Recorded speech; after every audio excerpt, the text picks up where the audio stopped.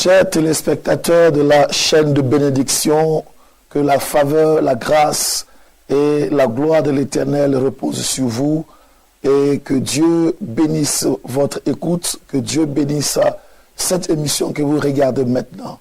Je voudrais au nom de Jésus-Christ partager avec vous une pensée qui est dans mon cœur, partager avec vous donc un thème que fortement le Seigneur m'a fait ressentir. Et ce thème-là, c'est celui-là. La puissance du sang royal. La puissance du sang royal. Pour en parler, nous avons un petit texte, mais que nous allons creuser, un texte d'appui, et nous le lisons dans le livre de Lévitique 17, le verset 14, Lévitique 17, verset 14. La Bible nous dit ce que nous lisons maintenant.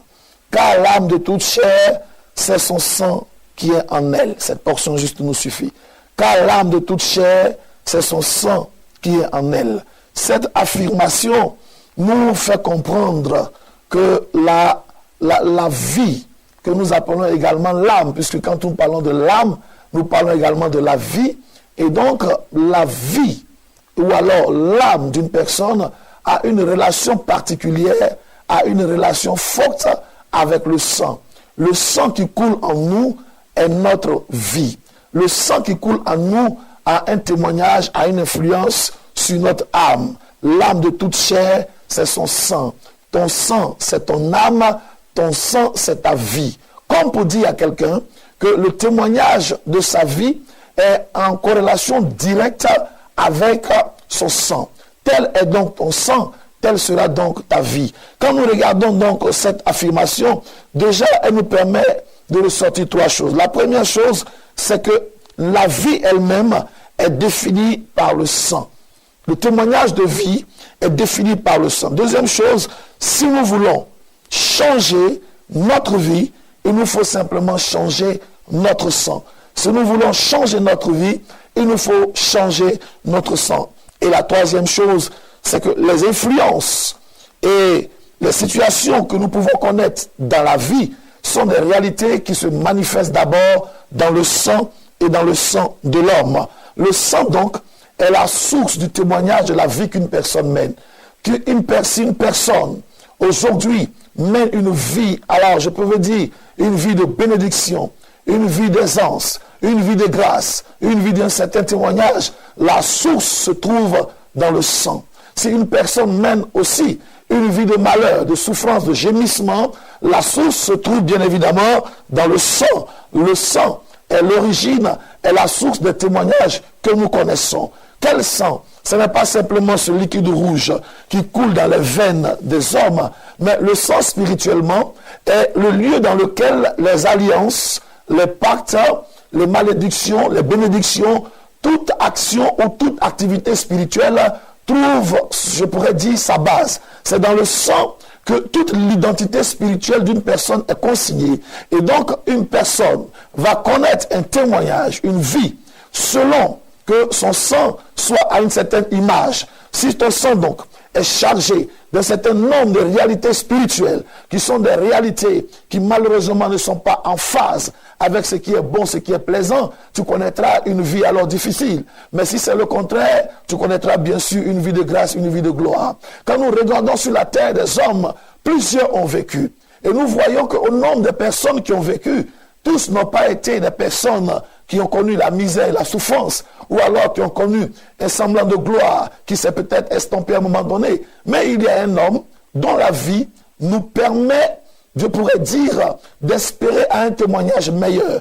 Il y a donc un homme qui, sur cette terre, a mené une vie de grâce, une vie de bénédiction, une vie de gloire, une vie de témoignage. Il y a donc eu un homme sur terre qui a abrité un sang de qualité, un sang de perfection, un sang de gloire, un sang de puissant témoignage.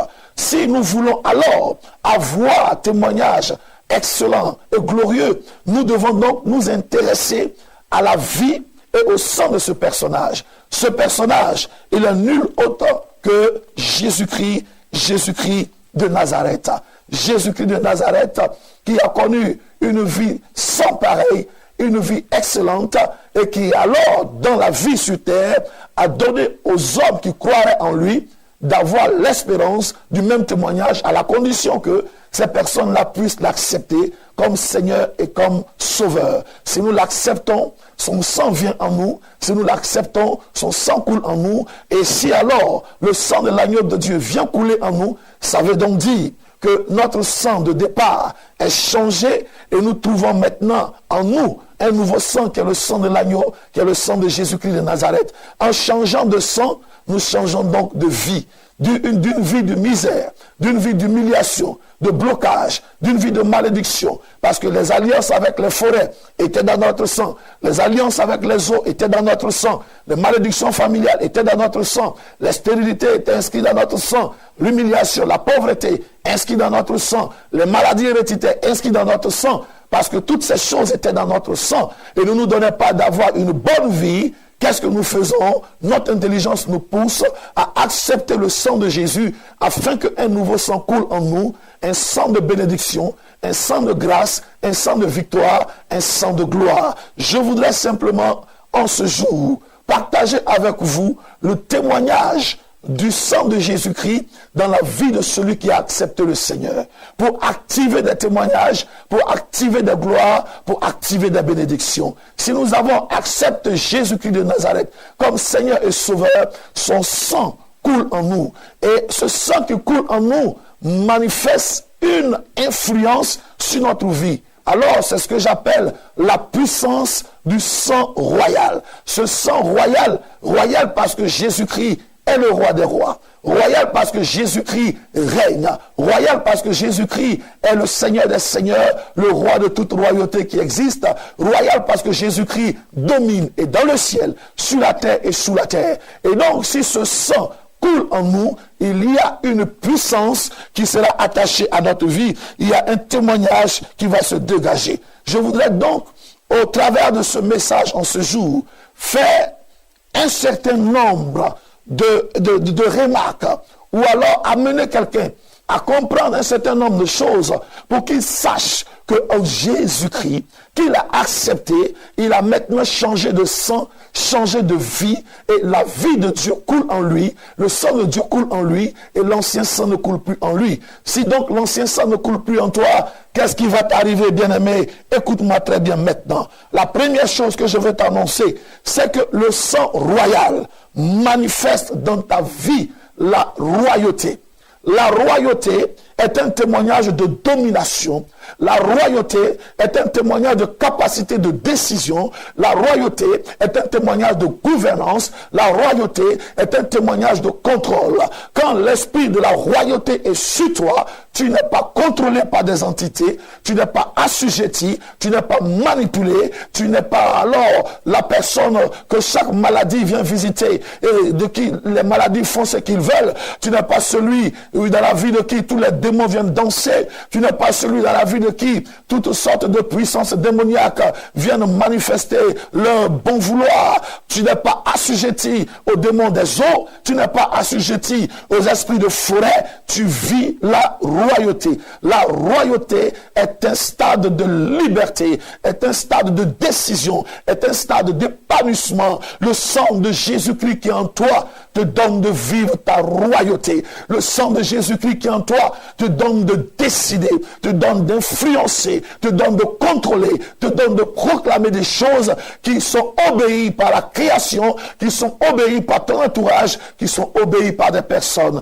Le sang de la royauté va activer en toi ton positionnement. Le positionnement social. La Bible parle de plusieurs personnes. Voici Joseph, qui même déjà dans son enfance avait fait ce rêve glorieux où il avait vu que toute sa famille s'était prosternée devant lui. Dieu l'avait déjà établi comme celui sur qui la royauté reposait dans la famille. Il y avait celui sur qui reposait l'alliance, mais Joseph était le fils de la royauté. Et donc ce Joseph, sur qui reposait la royauté, la Bible nous fait savoir qu'il a été vendu. On l'a emmené en Égypte. Et en Égypte, il est retombé dans une maison misérable. Mais parce que la royauté était avec lui, la maison misérable est devenue une maison de prospérité. Et voici que il va descendre en prison. Même en prison où il était, la cellule dans laquelle il était avec des nobles, des gens qui étaient des prisonniers de rois. Et donc, même dans un statut, dans une situation de décadence, celui qui a le sang royal, il y a toujours un palier de respectabilité sur lequel il reste. Et plus tard, on verra alors que ce Joseph qui a le sang royal va rebondir en se retrouvant au sommet, je pourrais dire, de tout l'appareil qui dirigeait l'Égypte. On voit également l'histoire de Daniel, fils qui a le sang royal, et les circonstances de la vie vont faire qu'il va être positionné. Je veux dire à quelqu'un que le sang royal que tu as en toi, comme ce sang a été semé en David, te donnera une position, une place au milieu des grands. Oui, il te prendra dans la poussière et il te fera siéger avec les grandes nations. Parce que le sang royal est en toi. La place, ta place au milieu des grands est réservée et tu l'occuperas. Ta place au milieu des ministres, des décideurs dans la nation, ta place au milieu des élites sociales, ta place au milieu des hommes qui ont un impact dans ce monde, ta place sera, je pourrais dire, récupérée promptement et tu verras la manifestation puissante de la gloire de Dieu. Oui, à l'esprit, je pourrais dire de la royauté, ou au sang royal qui est en toi, est rattachée la prospérité. J'ai regardé dans tous les continents et dans les époques, je n'ai pas vu de roi qui a été pauvre, de roi qui a été indigent. Il y a toujours des personnes qui prennent soin du roi, qui sont établies pour pouvoir aux besoins du roi. C'est ça. Dans le spirituel, quand l'onction royale est sur toi, il y a des anges que Dieu va mandater pour pouvoir à tes besoins. Parce que l'Éternel est avec toi. Toi en qui le sang royal coule, tu ne manqueras de rien. Il te conduira dans le vert pâturage. Il pourvoira à tes besoins. Il t'assistera. Quoi que tu aies comme besoin, il se lèvera pour toi. Par le sang royal qui est en toi, j'active la résolution de toute situation qui était devant toi et qui t'imposait des difficultés. Tu as des besoins et tu ne peux pas t'en sortir. Mais je déclare que le sang royal qui est en toi permet que tes besoins soient pourvus par la puissance et par le nom de Jésus. La royauté a un principe. Quand la royauté repose sur quelqu'un, il reçoit. Il y a donc le principe de la prospérité par des visiteurs. La Bible nous fait savoir que des personnes qui étaient très loin, comme la reine de Saba, pour rendre visite à Salomon, écoutaient sa sagesse, le bénissaient et s'en retournaient. Je déclare qu'à cause du sang royal qui est en toi, il y a des gens qui vont bénir ta position, bénir ta sagesse, qui se constitueront même en source de bénédiction et en source de grâce pour toi. Je veux avancer en te disant encore que à cause du sang royal qui est en toi, la puissance du sang royal garantit ta sécurité. À cause de ce titre de fils du roi des rois, fils de celui qui domine et qui dirige l'univers tout entier, il y a un statut particulier pour toi. Tu n'es pas protégé comme les autres. Il y a une armée spéciale pour toi. Il y a une sécurité spéciale pour toi. De nuit comme de jour, en avion, en voiture, en train, partout, au village, en mission, à l'étranger, en Europe, en hiver, en été, quelle que soit la période, les circonstances, les saisons, la main protectrice du Seigneur sera puissamment et puissamment avec toi. Il ne permettra pas que ton pied puisse toucher, heurter le caillou de l'obscurité pour te renverser. Il sera avec toi, il te gardera, il te préservera, il te mettra à l'abri. Le sang royal en toi active et attire la protection, attire la sécurité, attire la manifestation des anges protecteurs qui se mettent en mouvement pour attaquer les sorciers qui viennent te perturber, les mystiques qui veulent rentrer dans ton système nuitamment pour détruire des choses. Il est le garant de ta sécurité. Le sang royal te donne donc d'avoir une protection, une garantie. Le sang royal te permet d'avoir une assistance particulière quand tu es malade. La Bible parle d'un roi en 1 Chronique 16, verset 12, et il s'agit de Asa. Et la Bible déclare qu'il était malade, il a eu vraiment mal au pied, et qu'il a envoyé des médecins. On peut envoyer des médecins parce qu'on a la qualité et la dignité royale. Je déclare que des médecins supérieurs, des médecins efficaces viendront à toi. Toute maladie que tu traverses maintenant sera maintenant traitée par des médecins que Dieu a commandé de venir à toi. Des anges spécialisés dans la guérison viendront te relever de la maladie. Qu'elle soit curable, qu'elle soit incurable médicalement, mais des médecins venus du ciel, des anges de Dieu viendront à toi. Là où on t'a dit ce n'est pas possible, la main puissante de l'Éternel interviendra. Le sang royal active ta guérison. Le sang royal te relève du lit de maladie. Le sang royal te délivre des chaînes de la maladie. Le sang royal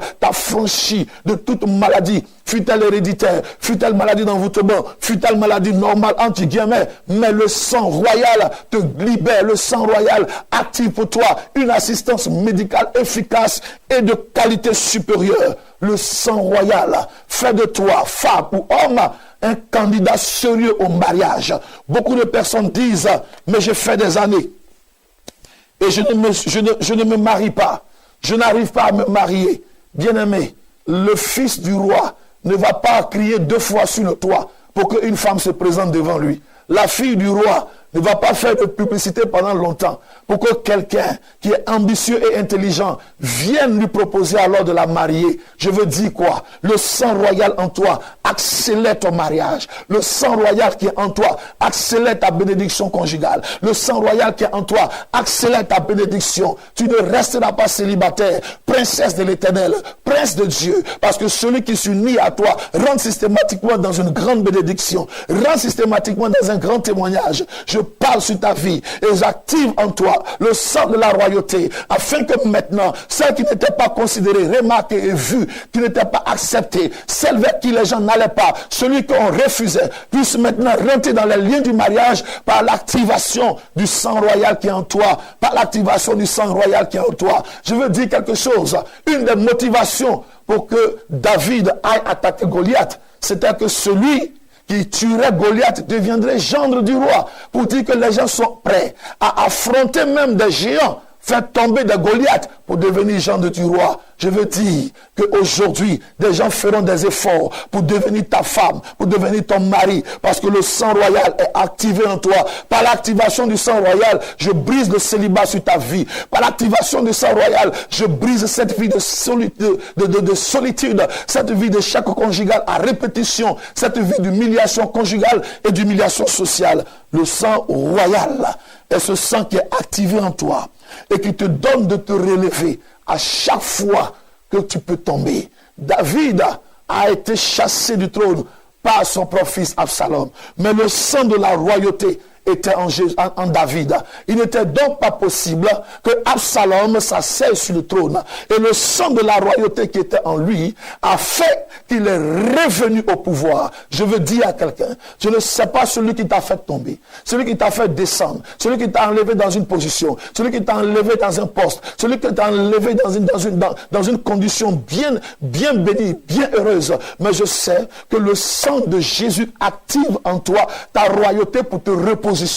Ta royauté te repositionne, ta royauté te relève, ta royauté te rétablit. Le roi ne reste pas à terre, le roi ne reste pas en bas. Quand il se reconnecte à son Dieu, il crie à son Dieu, le sang bouge, le sang de la royauté le rétablit, car le roi est fait pour être en haut, le roi est fait pour être dans le palais, le roi est fait pour être dans la grande position, le roi est fait pour être une source de bénédiction, le roi est fait pour être un grand témoignage. Oui, bien-aimé, tu te relèveras parce que David s'est relevé. Le sang royal manifeste dans ta vie la restitution. Méphibosheth, fils, petit-fils de roi, petit-fils de roi, le sang royal coulait en lui. Un jour, David dans son palais a commencé à réfléchir. N'y a-t-il personne de la maison de Jonathan à qui je puisse faire du bien? Mais le sang royal qui était en Méphibosheth, la puissance de ce sang, spirituellement, a poussé David à rechercher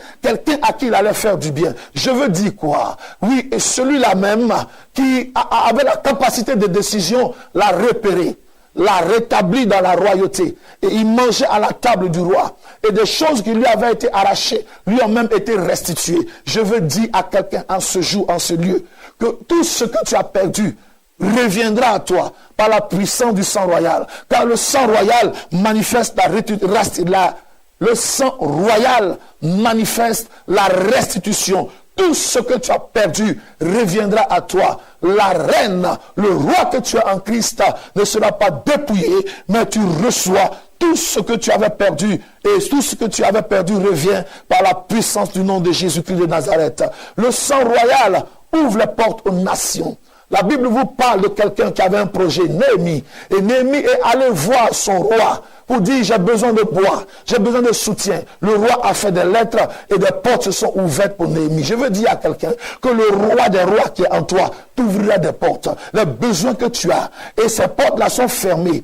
Et ces portes-là doivent s'ouvrir pour que ces besoins soient pourvus. Le roi des rois donnera des consignes et ces portes-là s'ouvriront. Les portes de gloire vont s'ouvrir. Les portes de bénédiction vont s'ouvrir. Les portes de financement vont s'ouvrir. Les portes d'assistance vont s'ouvrir. Les portes de grâce vont s'ouvrir. Le sang royal, là, est un sang qui brise le décret de mort. Oui, Esther 5 nous donne ce témoignage. La résolution de mort est prise, mais voici que Esther monte devant le roi. Parle avec le roi. Par ce sang qui est en toi, je déclare que la mort est vaincue. Je déclare que le décret de mort est brisé. Devant le décret de mort, j'applique le décret de vie. J'active en toi le sang et le sang et le sang royal. Je voudrais bien aimer conclure sur ceci. 1 Pierre 2, verset 9 nous instruit et nous fait savoir que nous sommes un sacerdoce royal. Nous sommes héritiers du roi des rois. Alors le sang qui coule en nous n'est pas le sang de la servitude, ce n'est pas le sang de l'esclavage, ce n'est pas le sang de la pauvreté, ce n'est pas le sang de l'humiliation, c'est le sang du roi des rois. Et si ce sang coule en nous, alors la puissance du sang royal se manifestera en nous. Cette puissance nous donnera de témoigner de la gloire de Dieu, de vivre une vie de qualité, de vivre une vie royale, de vivre une vie de distinction, de vivre une vie de grâce, de vivre une vie de témoignage. Parce que mon sang a changé, ma vie a changé. Parce que le sang de Jésus coule en toi, la vie de Jésus coule en toi. Parce que ton sang a changé, la vie de Jésus-Christ de Nazareth est installée maintenant en toi. Là où hier tu étais vaincu, tu n'es plus vaincu. Là où tu étais humilié, tu n'es plus humilié. Là où tu étais rejeté, tu n'es plus rejeté. La puissance du sang royal déterminera maintenant le contenu de ce que tu dois expérimenter et vivre. Chaque jour ne sera plus le même. Parce que hier tu étais esclave, mais maintenant tu es dans la royauté. Hier tu étais abandonné, mais maintenant tu es dans l'approvisionnement. Et même mieux, c'est toi qui donnes, c'est toi qui distribues. Je veux ainsi terminer en te disant que ton sang est un sang royal. La lignée d'une personne détermine son témoignage. Et il faut que tu comprennes que tu es de lignée royale. Règne avec Jésus-Christ. Marche dans ta royauté. Vis dans ta royauté. Et témoigne de cette royauté par la puissance du Seigneur de gloire.